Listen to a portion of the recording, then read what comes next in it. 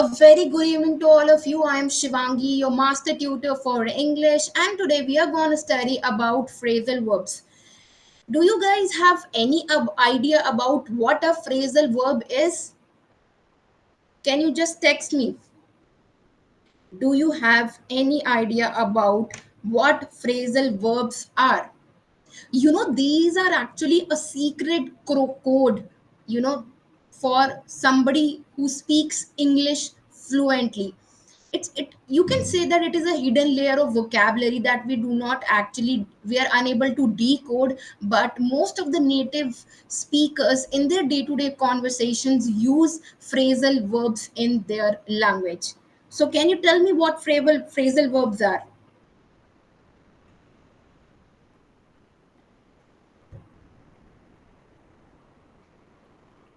Any idea? Okay, so Myla says muhavre. No, they are not muhavres. Okay, today we are going to discuss the power of phrasal verbs and basically what are phrasal verbs. If I have to describe them in a line, they are actually speak less and say more. So you have to use less words, but you can convey a lot of ideas using lesser words. So today we are going to discuss the introduction to phrasal verbs, why phrasal verbs are important, what are the types of phrasal verbs, why they sound so confusing to us since we're not native speakers of English. So why are they so confusing and how we can learn them effectively? Okay, now let us move and understand the basic definition of what phrasal verbs are. Now we discuss phrasal verbs in our classes. If you know, now that we are doing Hindu editorials, we are actually doing phrasal verbs, root words in our classes. So I decided to take up this topic in our class so that you are able to understand what exactly goes into making phrasal verbs. Now, let us understand the definition of phrasal verb. A phrasal verb is a verb combined with tone or particle. So basically, it's verb. Just give me a second, guys. Yes. So it's basically verb plus preposition or adverb. I don't know why my pen tab is doing some goof up. Just give me a second, guys.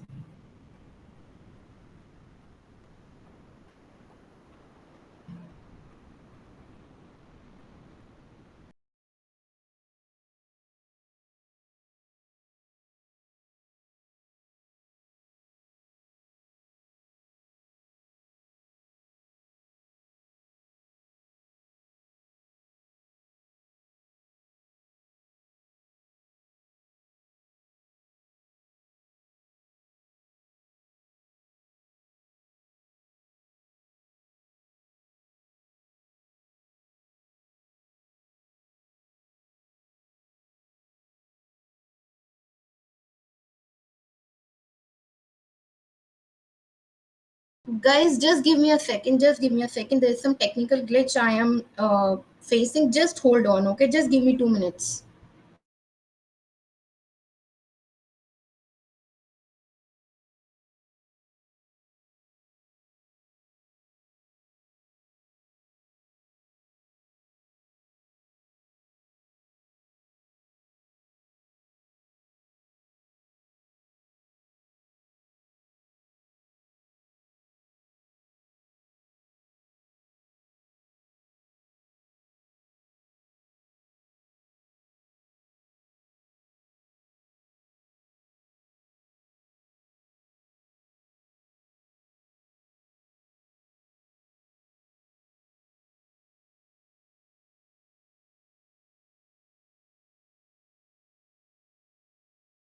Okay, let me just share my screen once again and then we will begin. Okay, I'm sorry for that little inconvenience.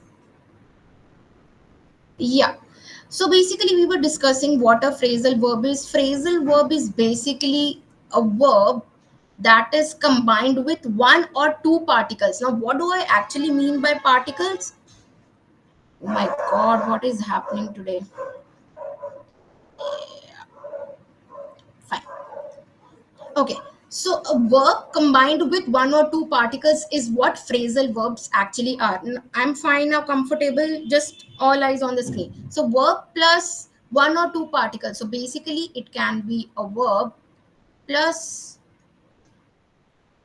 preposition or adverb. Okay, any one of these things will be there when it comes to phrasal verb.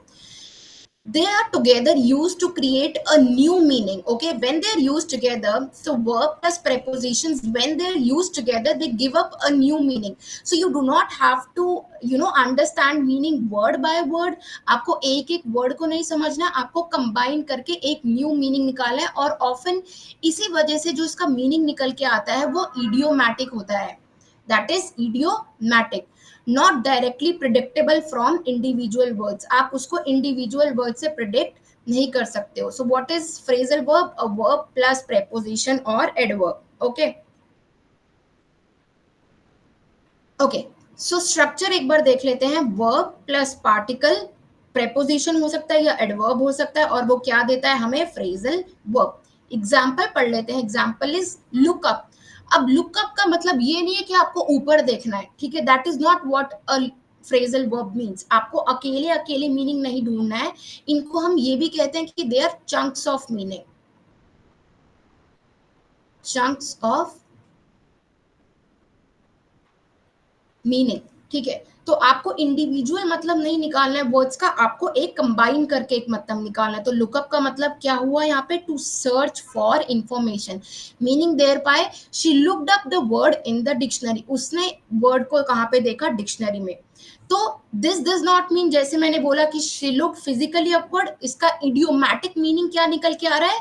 Searched. Did you guys understand what is the meaning of phrasal verb?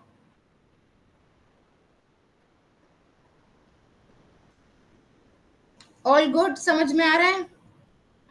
Wishing you a very happy birthday Hrithik, God bless you. समझ में आया what do you mean by phrasal verbs? Okay, now let us understand. देखो अब हमें ये तो पता चल गया कि हमें फ्रेजल वर्ब्स पता होने चाहिए, हमें उसकी डेफिनेशन पता होना चाहिए, लेकिन यार सीधी बात ये कि ये इंपॉर्टेंट क्यों है? Why are they important?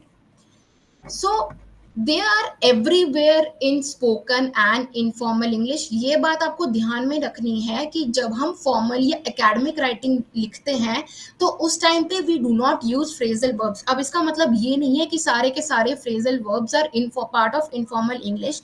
There are some certain phrasal verbs जो कि फॉर्मल इंग्लिश का पार्ट होती है। फॉर्मल इंग्लिश मतलब एकेडमिक राइटिंग, जो आप अपने आंसर्स लिखते हो उसको हम फॉर्मल इंग्लिश कहते हैं, ठीक है।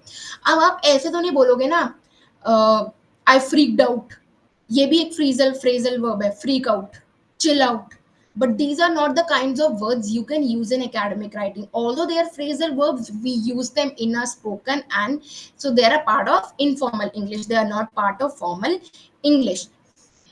Now, native speakers use them constantly in daily conversations, casual writing, media, or even workplace communication. So basically, जो native speakers होते हैं English के, वो constantly ये उनकी daily life का एक part होता है. It's part of their natural speech. It's part of their daily everyday conversations.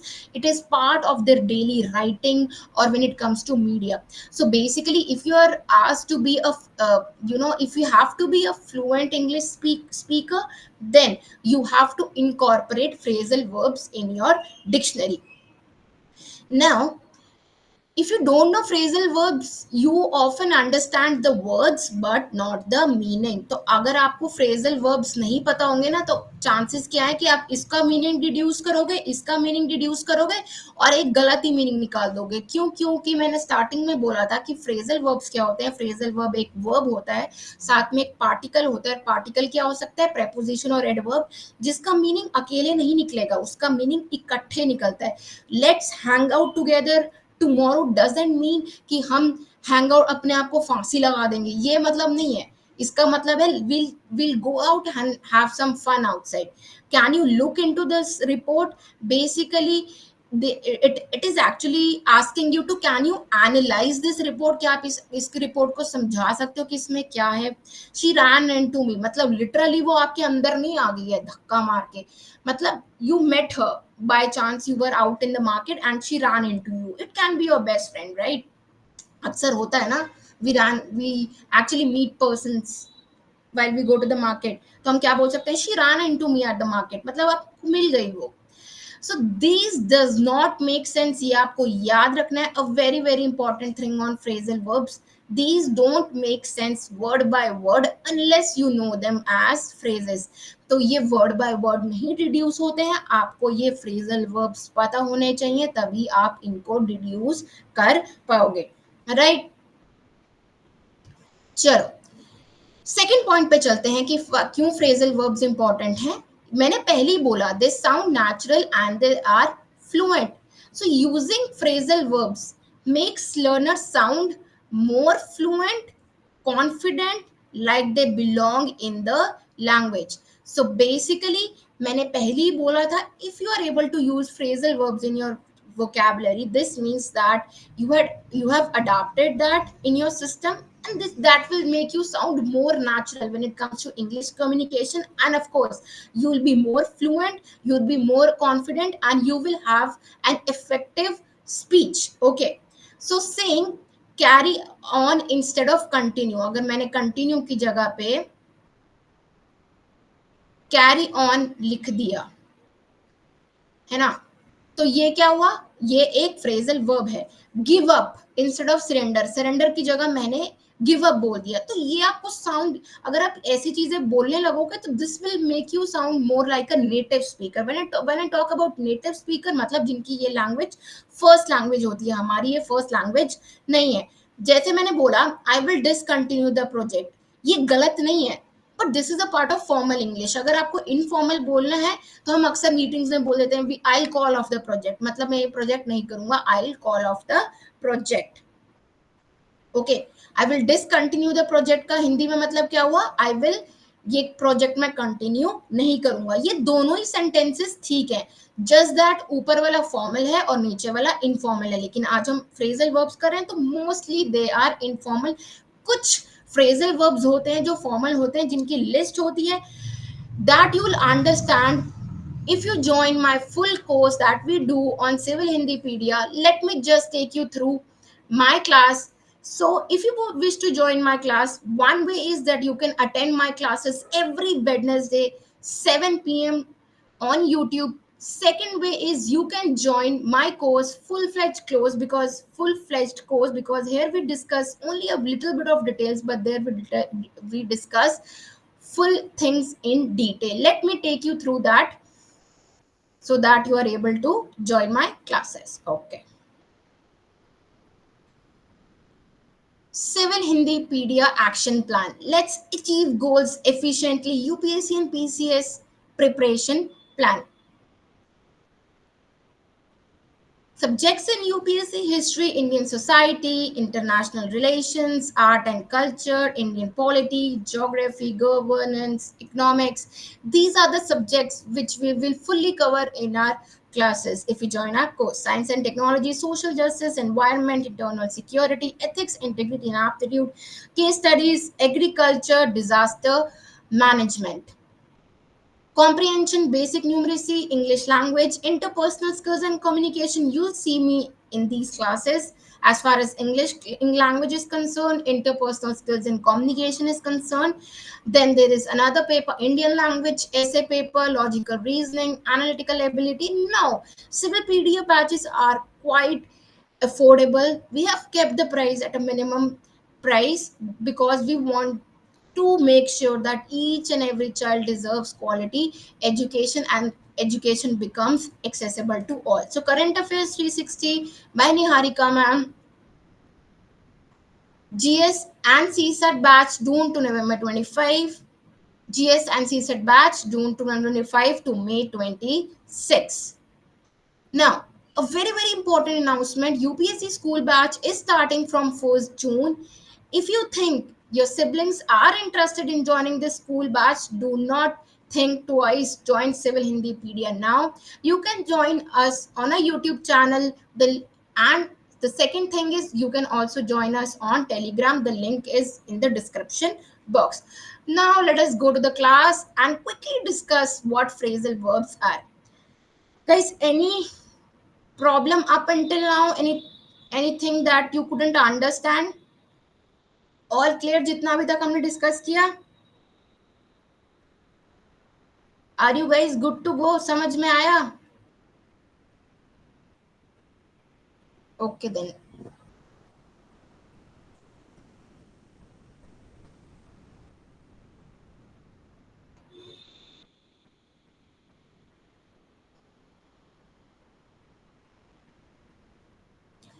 Third point, coming back to the point we were discussing, why are phrasal verbs important?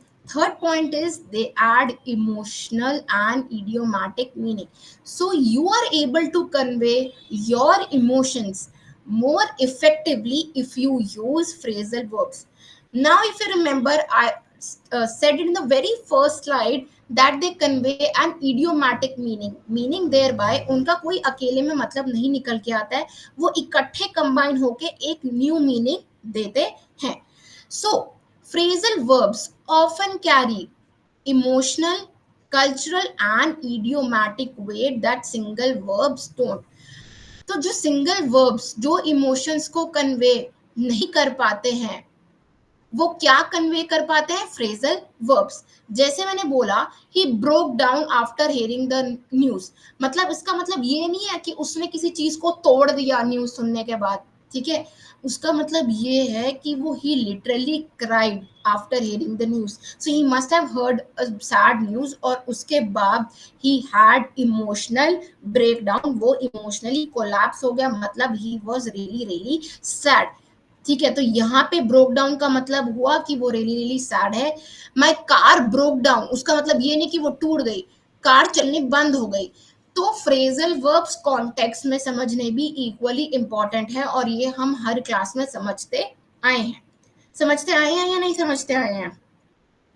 So they help learners express feelings, opinions and stories more richly. आप अपने emotions को, feelings को, stories को बहुत बेहतर तरीके से convey कर पाते हो through phrasal verbs.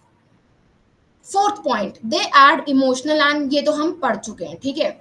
They help learners think in English. मैंने पहले भी ये लेक्चर लिया था, अगर आपको याद होगा तो, कि how you can train your mind to actually think in English. So phrasal verbs again, these will help you to think in English. I already reiterated a fact that phrasal verbs are chunks, not to be translated word by word. Now what do I mean by chunks? मतलब दो तीन words मिलके एक phrasal verb बना रहे हैं ना, तो आप उसको वर्ड बाय वर्ड ट्रांसलेट नहीं करोगे, ठीक है. तो जब आप वर्ड बाय वर्ड ट्रांसलेट नहीं कर रहे हो और किसी चीज को इकट्ठे अपने दिमाग में बिठा रहे हो, तो automatically you will start thinking in English. जैसे मैंने बोला टर्न ऑफ, ठीक है. लर्नर्स, जब आपने समझ लिया कि इसका आपने हिंदी में मतलब देखा इसका बंद करो, तो ये आपको नहीं करना है. आपको कैसे सोचना है? टर्न ऑफ मतलब स्टॉप अ डिवाइस, ठीक है. तो इससे क्या होगा? आपकी फ्लुएंसी धीरे धीरे बिल्ड होने लगेगी, because at the end of the day our goal is to think and speak in English and of course be fluent in English. Okay, आया समझ में? चलो, now let us discuss types of phrasal verbs. अब मैंने ना अपने इस वाले आज की क्लास में बहुत सारे माइंड मैप्स यूज करे हैं. Why I have use that? Why do I ask you in my classes also to use and understand things to mind maps? Can anybody tell me? मैंने बताया था कि हम माइंड मैप्स का क्यों use करते हैं. अब आप मुझे बताओ, why do we use mind maps? ये तो माइंड मैप्स की तरह ही है ना. Why do we use mind maps? क्या हुआ क्लास में? कहाँ हो सब? विजिबल? देखो, अब ध्यान से सुनना कि कितने टाइप के वर्ब्स होते हैं, ठीक है. फ्रेजल वर्ब्स हमने पढ़ा है, ट्रांजिटिव और इंट्रांजिटिव वर्ब्स. आज हम पढ़ने वाले हैं ट्रांजिटिव और intransitive phrasal verbs. Transitive phrasal verbs वो होते हैं जो अपने साथ एक डायरेक्ट ऑब्जेक्ट लेते हैं, जस्ट लाइक ट्रांजिटिव वर्ब्स है ना, ट्रांजिटिव वर्ब्स भी अपने साथ एक डायरेक्ट ऑब्जेक्ट लेते हैं, उसी तरह से ट्रांजिटिव फ्रेजल वर्ब्स भी अपने साथ एक क्या कहते हैं, एक ऑब्जेक्ट लेते हैं। तो इसका मैंने हर जगह ये फॉर्मूलाज दिए हैं, यही आपको अपने दिमाग में बिठाने हैं। सो क्योंकि देखो यार, डेफिनेशंस तो हमें दिमाग में याद हो सकता है हम भूल जाएं, लेकिन अगर हमारा हमको स्ट्रक्चर्स याद है ना, तो chances are that we will be able to understand the questions better and we will be able to solve them in a better way. तो फॉर्मूला देख लेते हैं एक बार ट्रांजिटिव का। ट्रांजिटिव का फॉर्मूला तो सबको पता है, वर्ब होगा, ठीक है, एक पार्टिकल तो होएगा ही, क्योंकि अब हम फ्रेजल वर्ब डिस्कस कर रहे हैं, ट्रांजिटिव वर्ब्स नहीं कर रहे हैं, डिफरेंस समझना। हम क्या कर रहे हैं, हम ट्रांजिटिव फ्रेजल वर्ब समझ रहे हैं। तो यहाँ पे वर्ब होगा, एक पार्टिकल होगा, एक ऑब्जेक्ट होगा। एग्जाम्पल पढ़ते हैं, she looked up the word. अब यहाँ पे द वर्ड क्या है, हमारा ऑब्जेक्ट है, शी क्या है, सब्जेक्ट है, और लुक्ड अप क्या है, हमारा फ्रेजल वर्ब है। तो ट्रांजिटिव वर्ब्स क्या होते हैं, सॉरी ट्रांजिटिव फ्रेजल वर्ब्स क्या होते हैं, जो अपने साथ एक ऑब्जेक्ट लेते हैं। सिंस ट्रांजिटिव वर्ब्स की बात नहीं हो रही है, ट्रांजिटिव फ्रेजल वर्ब्स की बात हो रही है, तो यहाँ पे वर्ब के साथ एक पार्टिकल आएगा, पार्टिकल में एडवर्ब या प्रेपोजिशन हो सकता है, और साथ में एक ऑब्जेक्ट आएगा। Got it, easy. अब हम आते हैं इंट्रांजिटिव फ्रेजल वर्ब्स के साथ। इंट्रांजिटिव फ्रेजल वर्ब्स वो होते हैं जो अपने साथ ऑब्जेक्ट नहीं लेते हैं। तो सीधी सीधी बात ये है, यहाँ पे आधे फॉर्मूले तक हम रुक जाएंगे, वर्ब के बाद सीधा एक या तो प्रेपोजिशन लगाएंगे या फिर एडवर्ब लगाएंगे। जैसे मैंने अभी भी एग्जांपल दिया था, the car broke down. The car क्या है, यहाँ पे सब्जेक्ट है, और ब्रोक डाउन क्या है, यहाँ पे एक पार्टिकल है, यहाँ पे कोई भी ऑब्जेक्ट की जरूरत नहीं है। तो ट्रांजिटिव और इंट्रांजिटिव फ्रेजल वर्ब्स इजी। कितना इजी हो जाता है ना when we understand through mind maps. Easy हो जाता है या नहीं हो जाता। चलो, अब हम पढ़ते हैं सेकंड टाइप की तरफ, जो होते हैं separable versus inseparable phrasal verbs. बहुत ध्यान से सुनना, थोड़ा कंफ्यूज हो सकते हो, मैं पहली बोल रही हूँ, अगर ध्यान नहीं दोगे तो फिर समझ में नहीं आएगा, और फिर जब हम हिंदू एडिटोरियल डिस्कस करेंगे तो आप कंफ्यूज हो जाओगे कि मैम क्या क्या रही हैं।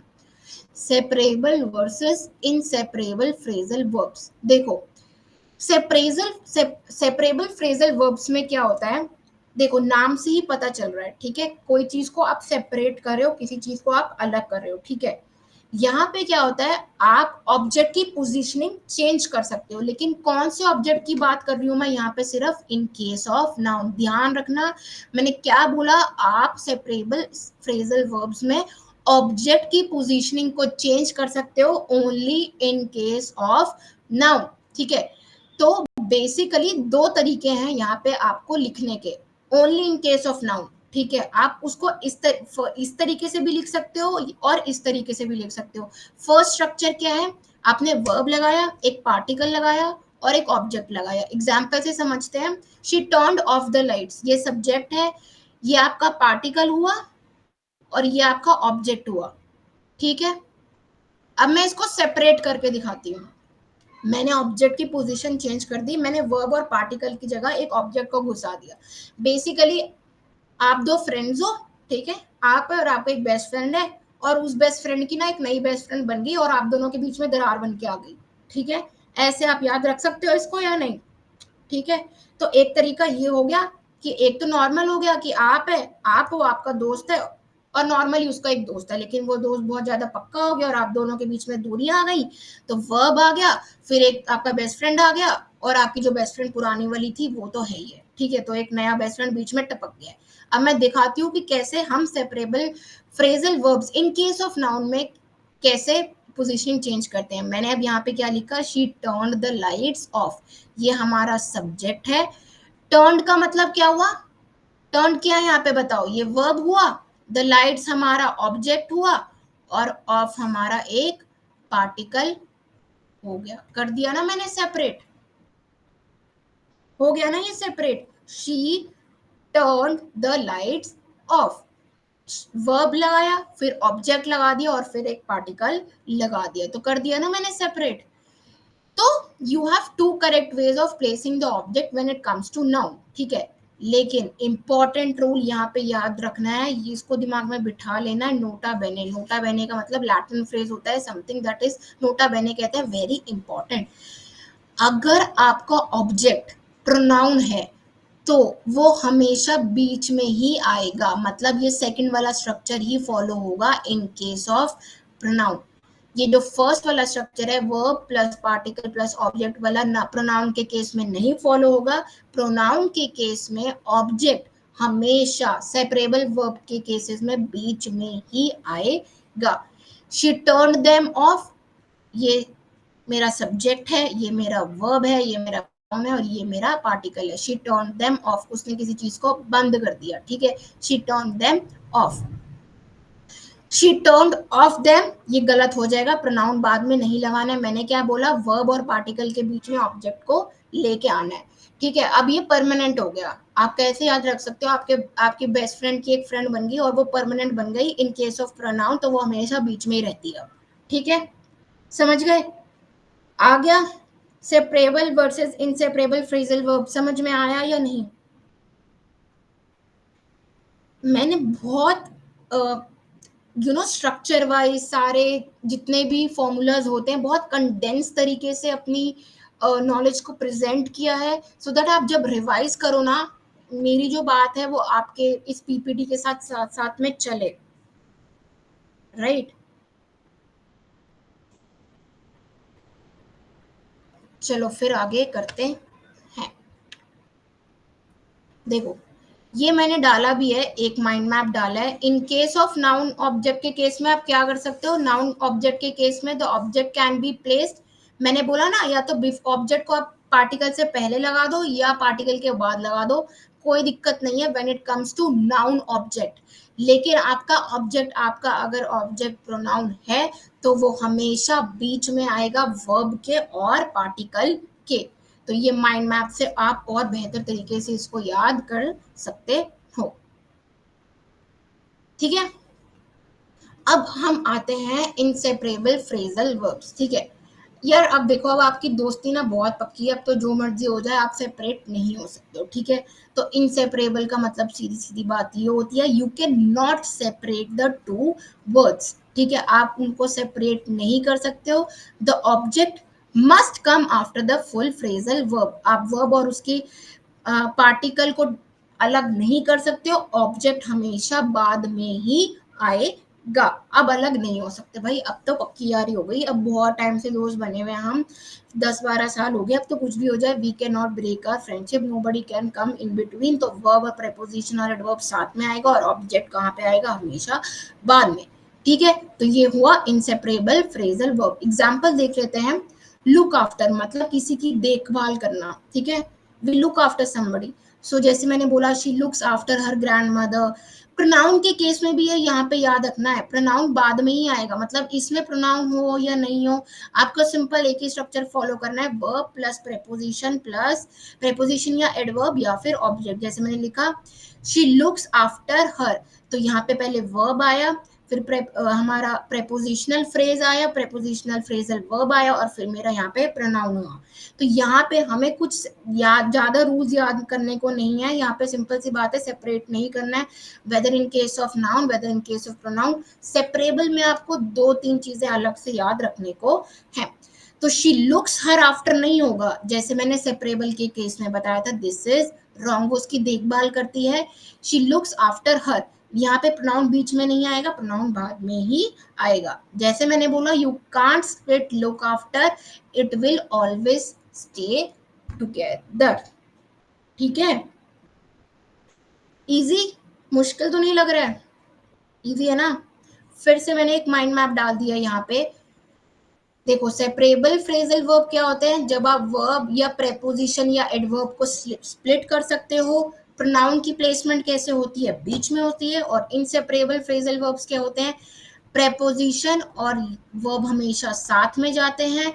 और प्रोनाउन की प्लेसमेंट कहाँ होगी, हमेशा फ्रेजल वर्ब पूरा जब कंप्लीट हो जाएगा हमारा उसके बाद, ठीक है। तो इससे आप और बेहतर तरीके से याद कर सकते हो। यस, कुछ नहीं होगा, वो हमेशा वही रहेगा, एंड में ही आएगा प्रोनाउन। यहाँ पे वर्ब और प्रेपोजिशन या एडवर्ब पक्की यारी, सेपरेट नहीं कर सकते।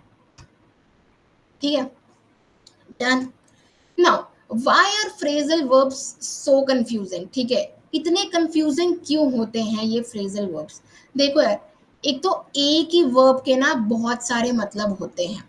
जैसे अगर मैंने गेट बोला, तो गेट के साथ आप गेट अप भी लगा सकते हो, गेट के साथ आप गेट ओवर भी लगा सकते हो, गेट के साथ गेट बाय भी लगा सकते हो, गेट के साथ गेट थ्रू। गेट अप मतलब खड़े होना, गेट ओवर मतलब किसी चीज के उभरना, गेट थ्रू मतलब किसी चीज से अ, अंदर जाना, गेट थ्रू इट। तो एक ही वर्ब के साथ ना बड़े सारे पार्टिकल्स लग के एक नया मीनिंग बनाते हैं। तो वो थोड़ा कंफ्यूजिंग हो जाता है कि यार किस केस में क्या मतलब निकल रहा है। मैंने दूसरी बात बताया, इडियोमैटिक है, you can't guess the meaning logically. अब गिव अप का मतलब होता है सरेंडर करना। अब आप अलग अलग नहीं निकालोगे, किसी को आपने चीज दे दी ऊपर हाथ करके, ये नहीं बनता है। तो ये थोड़े कंफ्यूजिंग होते हैं। मैंने बोला confusing particle. Same word up is used in different roles. एक ही वर्ड को हम बड़े तरह तरीके से यूज करते हैं, तो वो ऑफ कोर्स थोड़ा सा कंफ्यूजन क्रिएट करता है। वर्ड ऑर्डर है, मैंने बताया कि सेपरेबल के और इनसेपरेबल के केस में क्या, तो वो वर्ड ऑर्डर आपको दिमाग में रखना पड़ता है। कुछ होते हैं फॉर्मल फ्रेजल वर्ब्स, कुछ होते हैं हमारे इनफॉर्मल फ्रेजल वर्ब्स। जैसे bring up the issue informal है, लेकिन फॉर्मल होता है इंट्रोड्यूस। तो ये एक और कंफ्यूजन क्रिएट करता है कि भाई कौन सा फ्रेजल वर्ब फॉर्मल है। अब चिल आउट होना कोई फॉर्मल फ्रेज तो है नहीं, चिल आउट होना इज इनफॉर्मल फ्रेजल वेज। और दूसरी बात, इसका कोई इको वे हिंदी ट्रांसलेशन नहीं है, आप वर्ड बाय वर्ड ट्रांसलेट नहीं कर सकते हो। और phrasal verbs they are constantly evolving, हर टाइम कोई ना कोई एक फ्रेजल वर्ब ऐड होता ही रहता है। आया समझ? अब आप कैसे फ्रेजल वर्ब्स को याद कर सकते हो? Group by root word. Root word जैसे टेक को आपने पकड़ लिया, ठीक है, सो टेक से रिलेटेड जितने भी फ्रेजल वर्ब्स है ना, सारे एक बार में देख लो। तो क्या उससे क्या होगा ना कि आप एक एक वर्ड को खत्म करते जाओगे और उससे रिलेटेड जितने भी फ्रेजल वर्ब्स है आप उसको दिमाग में फिट करते जाओगे। मैं हमेशा बोलती I you always use real context, don't memorize the meanings, always see the full sentences की बात क्या चल रही है पूरा कॉन्टेक्स्ट में समझो।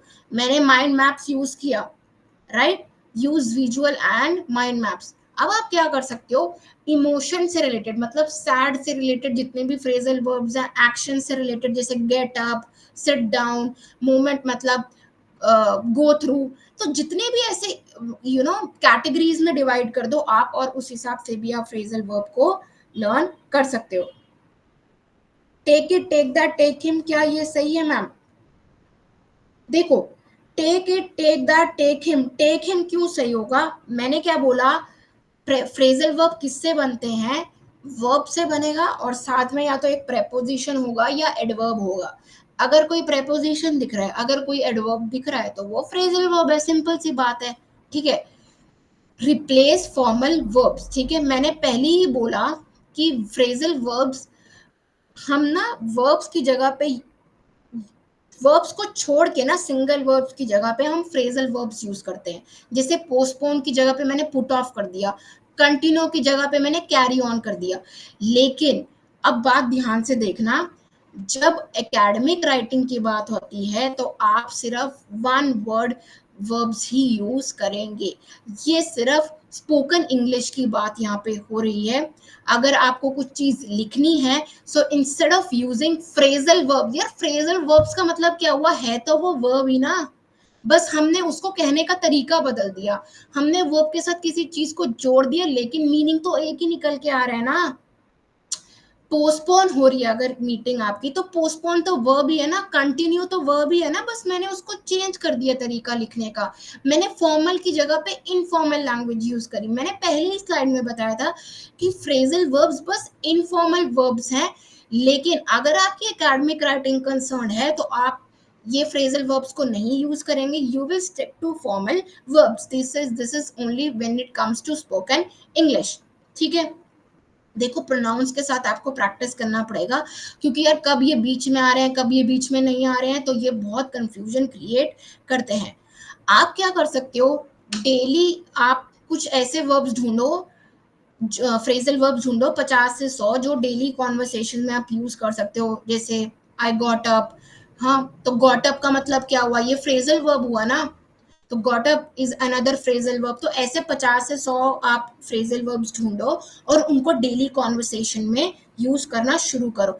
बेसिकली ये आपकी फ्लुएंसी को बेटर करते हैं। और ऑफ कोर्स ये एग्जाम्स में भी डायरेक्टली पूछ लेते हैं, जैसे रीडिंग पैसेज में पूछ लेंगे इस फ्रेजल वर्ब का मतलब क्या है। ठीक है, अगर आपको प्रैक्टिस करनी है तो जो फ्रेजल वर्ब्स आपने यूज करे हैं आप उसको राइटिंग में यूज करो और आप उसको स्पीकिंग में यूज करो।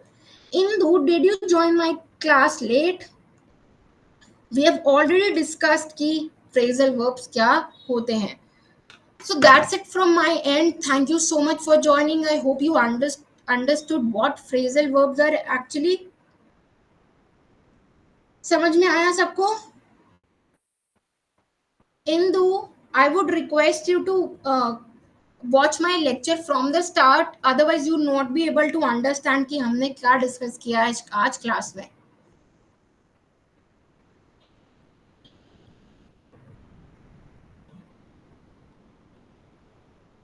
समझ में आया सबको? Thank you. Did you guys understand? Any doubts? First of all, give me a thumbs up if you liked my session. And please share this video with your friends. देखो, there are lot of videos जहाँ पे आपको बताएंगे कि यार ये 50 phrasal verbs हैं, ये 100 फ्रेजल वर्ब्स हैं, इनको लर्न कर लो, इनको रट्टा मार लो, but nobody will exactly tell you कि भाई फ्रेजल वर्ब्स होते क्या हैं.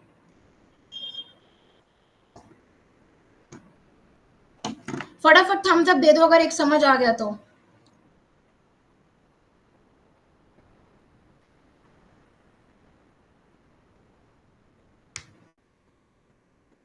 चलो फिर, thank you so much for joining, take care, bye bye and have a great day. जिनकी फर्स्ट क्लास है, आप धीरे धीरे जब मेरी क्लासेस अटेंड करोगे आपको समझ में आने लगेगा. Indu, if you didn't join the session late, so chances are you must have missed what a phrasal verb is. I would request you to revisit the session. जो मेरे माइंड में आप यूज कर रहे हैं उसको दोबारा समझो. फिर भी if you don't understand, then your master teacher is here. I'll take your doubts in the next class. Okay? But first, watch the session. Bye bye.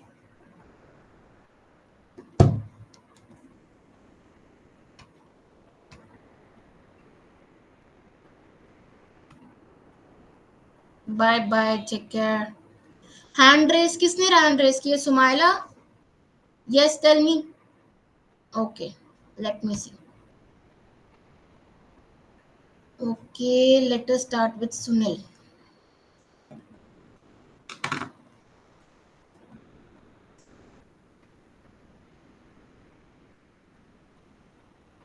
Sunil, are you here?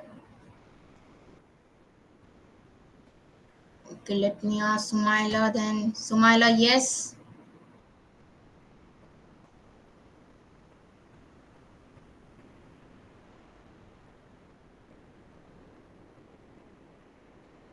I have accepted the invitations, guys. Quickly come on the screen.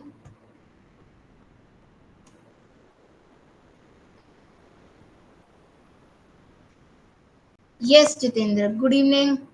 Good evening ma'am. मेरी first class से। कोई बात नहीं जितेंद्र, अभी कुछ धीरे धीरे आपको समझ में आने लगेगा. अभी बहुत ज्यादा प्रेशर लग रहा होगा, बहुत परेशानी हो रही होगी, बहुत बर्डन लग रहा होगा ना कि क्या हो गया आज क्लास में, एकदम से भौचाल आ गया. नहीं मैडम, ऐसा कुछ नहीं है, क्योंकि हम पहले से पढ़ रहे तो आपसे पढ़ के ऐसा लग रहा अपनापन ही है, क्योंकि सीनियर इंडिया हमारा फैमिली तरह है, तो ऐसा कुछ नहीं लगता। आप समझ दो में इसके आया मेंबर। क्या? हाँ, समझ तो जाते हैं, लेकिन आप मतलब की शादी थी तो इस कारण क्लास नहीं ले पा रहे थे अभी से, तो आज से स्टार्ट किया सारी क्लासेस। कोई बात नहीं जितेंद्र, जितने भी आप क्या कर सकते हो, एक तो यूट्यूब पे सारे सेशंस देख सकते हो मेरे रिकॉर्डेड. और यस। आप जितने भी हमने अभी लाइव क्लासेस लिए हैं, हम हिंदू एडिटोरियल डिस्कस कर रहे हैं, आप वो भी क्लासेस जाके देखो. और आपको कुछ लगता है, आपको कुछ समझ में नहीं आ रहा है, then I am here for you. Okay ma'am, thank you ma'am. Thank you. Yes Sunil, hi, good evening.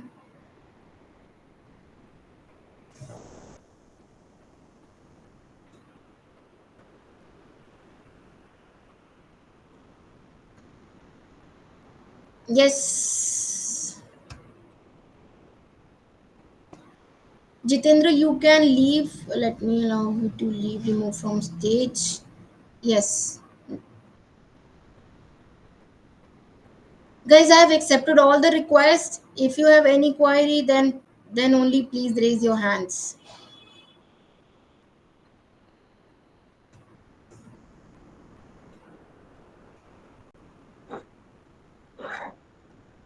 Hello ma'am.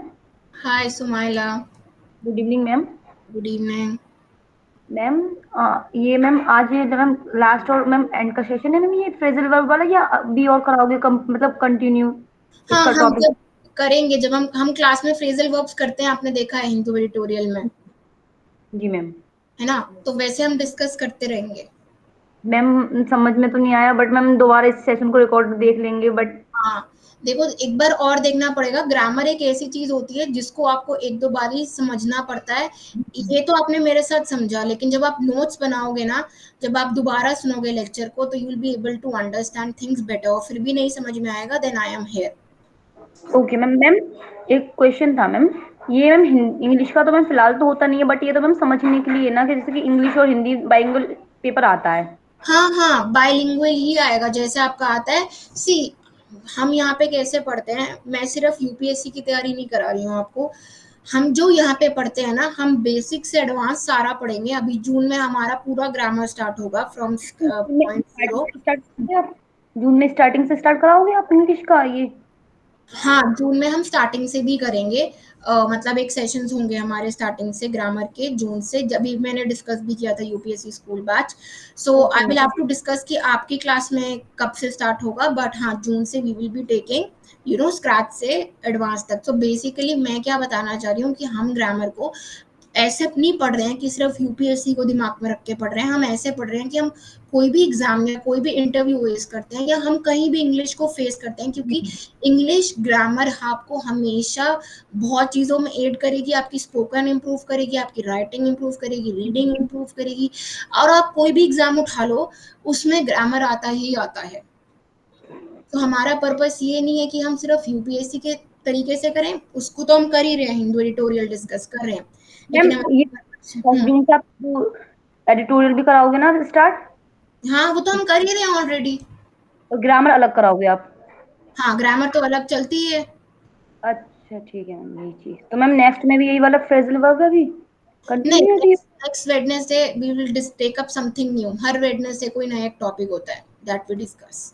Okay तो वो मैम आपको अब हेल्प करेगा मेन क्लास को लिंक करने में। बेसिकली हम छोटे छोटे टॉपिक्स डिस्कस करते हैं यहाँ पे, जो हम फटाफट से समझ सकते हैं, ब्रीफ टाइम में वो हम खत्म कर सकते हैं। और उसकी वैल्यू आपको मेन क्लास में हेल्प करेगी, ऑफ कोर्स, क्योंकि हम फ्रेजल वर्ब हिंदू एडिटोरियल में डिस्कस करते ही हैं। जी मैम। मैम ये पूछ रही थी मैम, एक क्वेश्चन और है मैम, याद नहीं आ रहा, भूल गए। सच में मैम याद था, जब याद आएगा तो पूछ लेना। लेकिन मेरे हैंड रेज ले लेना मैम, हाँ, लिख के हाँ, रखूंगी हाँ, नेक्स्ट टाइम। अच्छा याद आ गया मैम, ये था कि याद आ गया। हाँ, हाँ, पूछो पूछो। अब आपका नेक्स्ट सेशन कब होगा ये बता दीजिए, नेक्स्ट आपका। सेशन, मेरा नेक्स्ट सेशन होपफुली परसों होगा, but Varun sir will intimate you about the same. Okay ma'am. हमें ना मैम कभी कभी ऐसा लगता है मैम सडनली आ जाते हो मैम, मतलब कि हमें पता नहीं चलता मैम कब आपका आता, प्रिपरेशन से बैठेंगे पूरे। क्यों? वेडनेसडे को एक तो क्लास होती है 7 o'clock।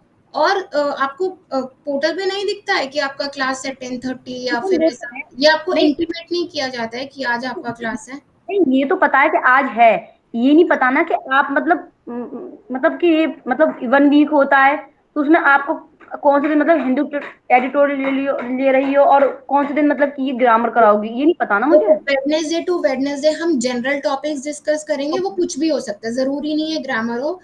I C to it कि हम 30 मिनट्स में क्या कवर कर सकते हैं। और जो मेन क्लासेस होते हैं, as of now we are only discussing Hindu editorial. ठीक है, अब आ गया समझ में? ओके मैम, भूल गई थी, याद आया। Thank you ma'am. Thank you. Bye ma'am. Bye. Yes Sunil, good evening. ये तो मैम सरप्राइज देती है। नहीं, मैं कोई सरप्राइज नहीं देती, शेड्यूल फिक्स है। हम वेडनेसडे टू वेडनेसडे कुछ अलग टॉपिक करते हैं, और मेन क्लासेस में हम हिंदू एडिटोरियल करते हैं। कोई डाउट? क्या what is going on in the chat box? Why are you guys laughing so much? Good evening, Hello, Sunil. ma'am. Hello. Good evening, ma'am. Good evening. How are you, ma'am? I'm fine, thank you. How are you? I am also fine. Thank you, ma'am, so much. और बताओ. Uh, ma'am, I have another question. Uh, Ask. we will after May. How will we start? First means what will be your plan after? This May. So I'll discuss with Varun sir. आज हम we were discussing on this. मतलब just prior to this class, I was talking to him. So we were discussing on this. We will give you a full plan कि हम जून में कैसे start करने वाले हैं, हम कैसी तैयारी करने वाले हैं. लेकिन इस बात की गारंटी है अगर कुछ भी करेंगे तो वो 0 to 0 वाली जर्नी होगी. मतलब डॉट से शुरू करेंगे और ऊपर तक जाएंगे. ठीक है. लेकिन मैं पहले ही बता दूं, अगर हम क्लास में ग्रामर डिस्कस कर रहे हैं and this is for everybody present in the class, अगर हम ग्रामर डिस्कस कर रहे हैं तो आपको अपने माइंड मैप्स क्लास के बाद आपको नोट्स बनाने पड़ेंगे, आपको माइंड मैप्स करना पड़ेगा, आपको रिवीजन करना पड़ेगा. ग्रामर कॉन्टेक्चुअल जरूर होती है लेकिन ग्रामर की कुछ नुआंसेस होते हैं. हर रूल के पीछे बड़े सारे एक्सेप्शंस होते हैं. तो you will have to also give your best. ठीक है. तो अगर हम जून से स्टार्ट करते हैं फ्रॉम द स्क्रैच, मेरी बात चल रही है अभी वरुण सर से, वो आपको जल्दी बताएंगे. तो अगर मेरी आपके साथ क्लासेस होती है तो हम स्क्रैच से लेके एंड तक पूरा डिस्कस करेंगे. और जहां तक मुझे पता है मेरी नॉलेज में हम फ्रॉम स्क्रैच टू हीरो वाली जर्नी पूरी कवर करेंगे. ठीक है. Yeah, ma'am. Ma'am, we will do on basic, no? नहीं, बेसिक टू एडवांस्ड फुल. इसलिए Yeah, मैं ma'am. बोल रही हूँ कि परेशान मत होना, हम बेसिक से एडवांस पूरा करने वाले हैं. Yeah, ma'am. Ma'am, I want to say that how do you know we are where we are standing stand? Uh, how will analyze we are standing? What will you teach? See, We are when not able what we are able to do. We are not able not to. Correct, correct. So Sunil, this is what I am saying. अगर मैं सिर्फ advance, if I only cater to advance grammar, if I will not teach basic grammar, I might ignore certain set of people who are not well versed even with basic grammar, right? But Yeah, people who are well versed with basic grammar, for them that part will be a revision and their journey to advance will be new. So I will cater to both the segments, whether you are from basic, whether you are from advanced. But my point is that you have to give your best. क्योंकि देखो, English grammar जब हम भी पढ़ते थे तो हम भी चीजें भूल जाते थे क्योंकि हर रूल के पीछे बहुत सारे रूल्स होते हैं. अब हम फंक्शनल इंग्लिश की तरफ जा रहे हैं. आपने देखा होगा कि मैंने एक थोड़ा दिन पहले एक पीडीएफ शेयर किया था जिसमें हमने वोकैबुलरी एक मूवी के थ्रू सीखी थी. लेकिन अगर हमें वहां तक भी पहुंचना है तो हमें बेसिक ग्रामर या एडवांस ग्रामर पता तो होनी चाहिए ना.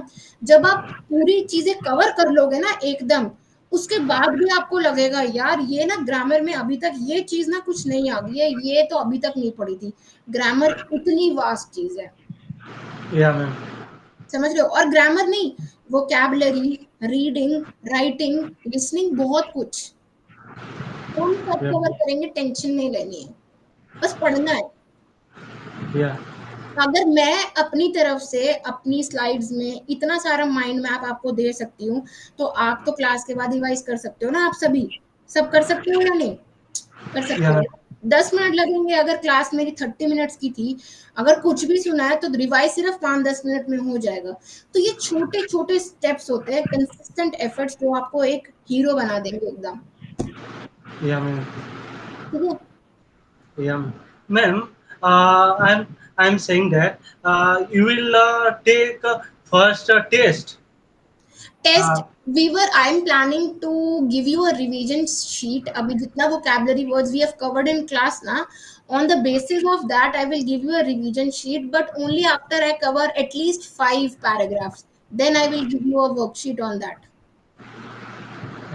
ma'am, I'm saying that uh, we are where we stand. First, you will, I think, so that you have a plan. Might be you will take taste. Uh, Person where does stand. I got your point.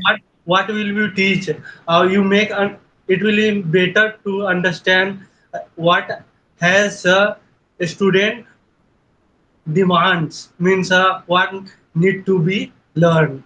Correct, correct. I got your point, Snell. What you're trying to do, tell is you should take. I should take your diagnostic test as to understand where you guys are at the present. This is Yeah, what you're trying to say. Okay. I planned something in the June itself after your exam is done. Then I'll be able to understand better.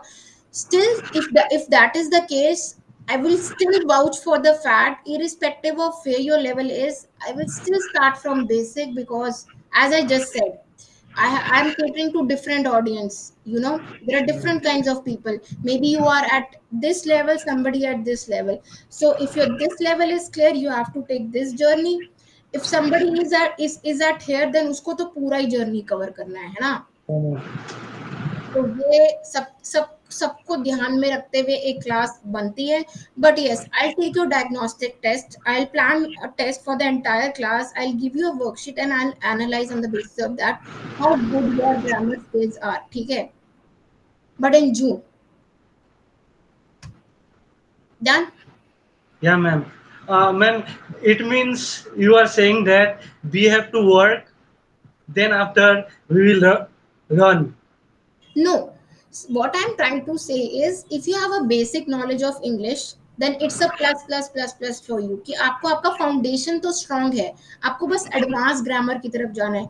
लेकिन किसी बच्चे का अगर basic ठीक नहीं है तो उसको अपने बेसिक पे भी काम करना पड़ेगा, तभी वो एडवांस पे जाएगा. मतलब अगर आप 50% मेहनत कर रहे हो तो उस बच्चे को शायद 200% मेहनत करनी पड़ेगी.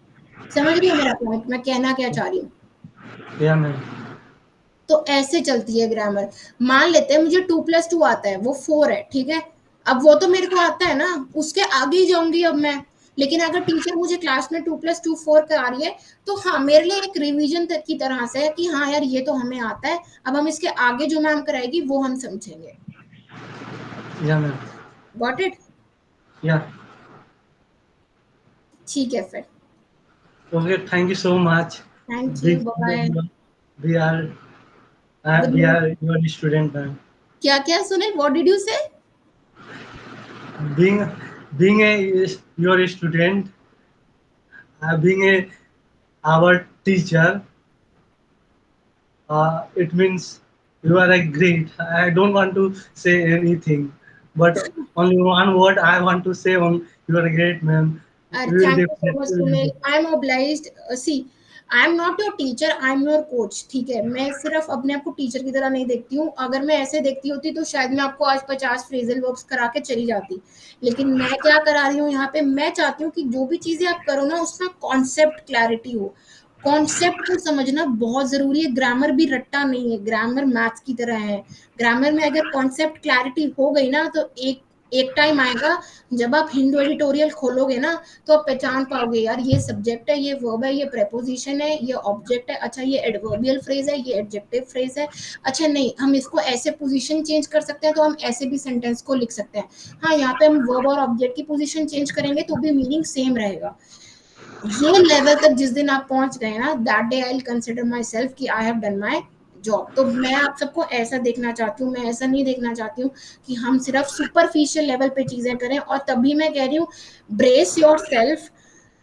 Since you will be starting everything, from the scratch in June, आपको अपने तरफ से थोड़े एफर्ट्स करने पड़ेंगे. क्योंकि हम क्लास में जब हम ग्रामर इंक्रीज करेंगे ना, तो थोड़ा थोड़ा लगेगा कि मैथ्स की तरह ऊपर से जा रहा है सब कुछ. तो वो ऊपर से नहीं जाना है. क्लास के बाद 10-15 मिनट निकाल के आपको चीजें रिवाइज करनी ही पड़ेंगी. अदरवाइज सेम वो रेपिटेटिव चीज करते रहोगे जो करते आ रहे हो. Yeah, ma'am. चलो, I ask Hrithik to join, he is on the screen. Okay, ma'am. Thank you for ma'am understanding us. Absolutely, I am there for you. Bye bye. Thank you so much. Bye, everyone. Yes, Ritik. Anji, happy No, birthday, Ritik. God bless you. ma'am, it was absolutely a false information. He's just bluffing. There is no nothing Oh, serious about that. okay, yes, ask. Okay. Now, I was asking, is it important to learn each and every minute grammar details? Like in previous classes, we have learned about gerund, and And I absolutely forget that. yes, I forget that in next class you have asked, and only Mahak has answered that. And but I could answer that easily. That question you have asked, I could answer that, but I couldn't remember that is gerund and what. Is it important to remember if I am able to solve all the questions and let me whatever it is, but it's let me important to ask learn the you a grammar. simple let me ask you a simple question on that. Let's say you are taking an exam, leave UPSC Yeah. behind, you come up with a Mm-hmm. grammar detail wherein you think uh, that this you should have known but you didn't know, like you don't remember that. What would your reaction to that will be? What will you think that in at that point of time? Absolutely, I will regret that. I should have learned that properly. So this is, you have your answer. We have to understand. I'm not asking you to mug up things in the very first class. This is what I was trying to convey you guys. My point is Mm-hmm. that if you are in my class, expect this, that you will have to work. uh, since I am also working for you guys, you will have to also work for yourselves. Now Yes, remembering yes. minute, I am as a teacher can give you the details. Remembering is your task, right? You have to learn the ways. मैं तो आपको खाना दे सकती हूँ, खाना digest कैसे करना है, कितना चू करना है, कितना आपको लेना है अपने टीचर से, वो आपके ऊपर है. Okay. Got my point? If you wish कि आपको ये Yes, ma'am. माइन्यूट डिटेल नहीं याद रखनी है, ये नहीं ध्यान में रखना है, तो you will B ignorant about that, कि सेइंग कि यार ये एग्जाम में नहीं आ रहा है. But remember one thing, and this is for everybody present in the class. If you leave something at this point of time, if you don't if you leave these minute details at this point of time, time will definitely come, in life, wherein you will encounter these things again. This is my tried and tested method. If you leave one thing at one point in time, chances are वो आपके पीछे दोबारा आएंगे, but at a different point in time. This is proven Got it. fact. This is my proven fact. Like, there was a time when I used to didn't pay much attention to math, but then I was preparing for my UGC net exam. Okay, and then there was this whole section for paper one which has reasoning and math, and that time I had to practice. I filled register on register just on practicing data interpretation, how to understand graphs, how to understand charts. So basically, there is nothing in this world that you cannot ace. You have to just you have to have a positive mindset. Just forget about it कि आपको उस time पे gerund नहीं याद आया. आपको पता तो है ना जिरंड क्या होता है. That is more important. Yes, ma'am. Got it? Yeah. Ma'am, I would like to insist urge one more thing that during the preparation of UPSC, we have a lot of to learn. You are well aware of that, but I want to say कि, if we are also paying attention, equal attention as we are paying on GS in English, that will be not as fruitful as that. So, just I would like to suggest one key. I think we should go English in very like very minute details in the way you are teaching us. That's absolutely correct. But it should be like homeopathy mithi goli. Like it should not what it should not be like a burden. Like It English, should not. I mean, you have a lot of burden of US, GK, GS, and a lot. And if we have to Listen, take extra burden of English too, listen. After May, you'll be done with your exam. जून के बाद तो there is no burden, right?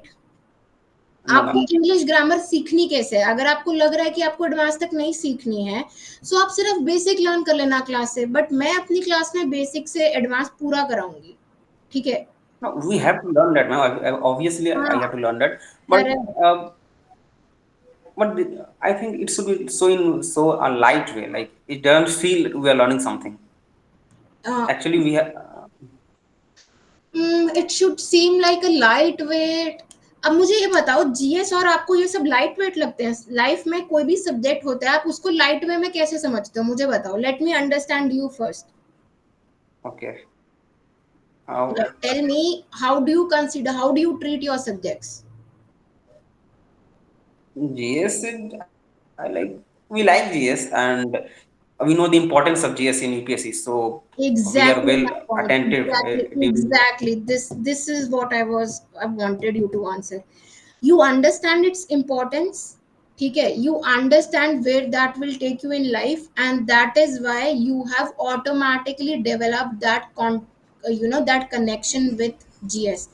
As long as you don't develop that connection with English, it will you will always treat English as a burden. English will always be some subject for you.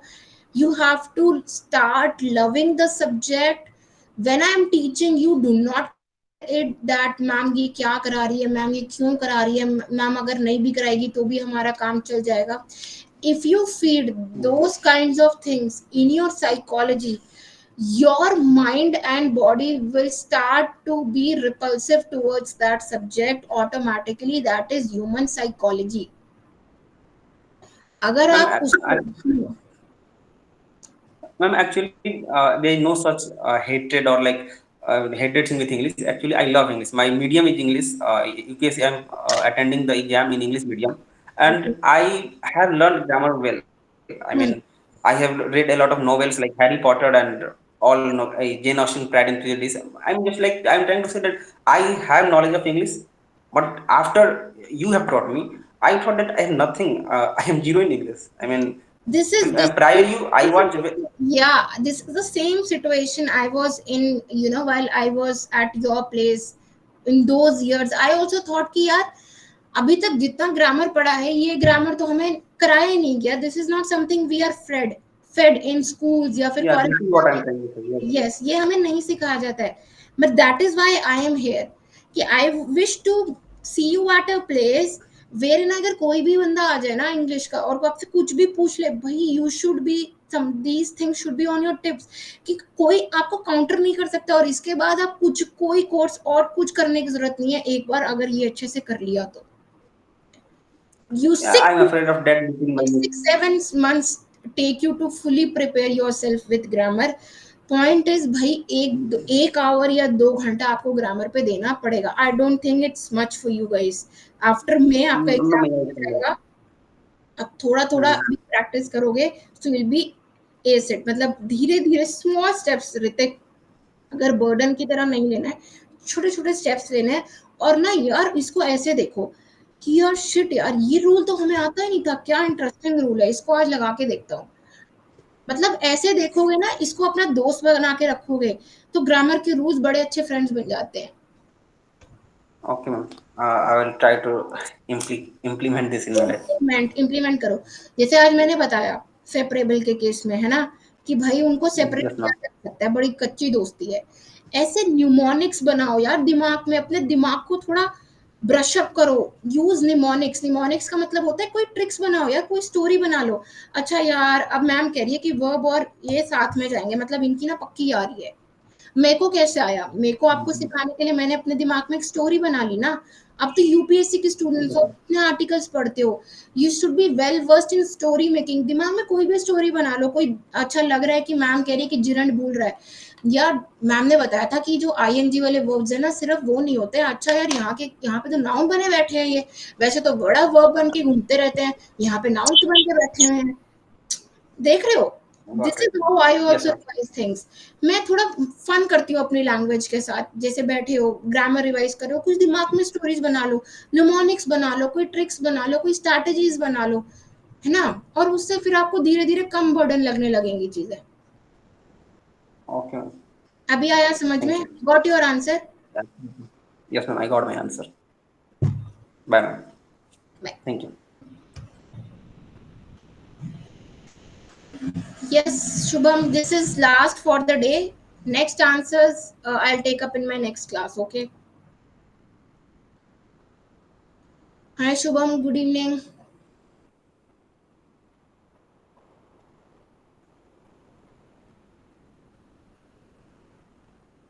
I think he is not here. He just raised his hand and he went off.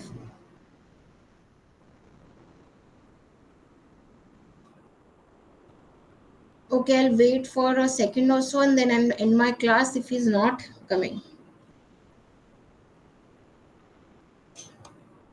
Okay.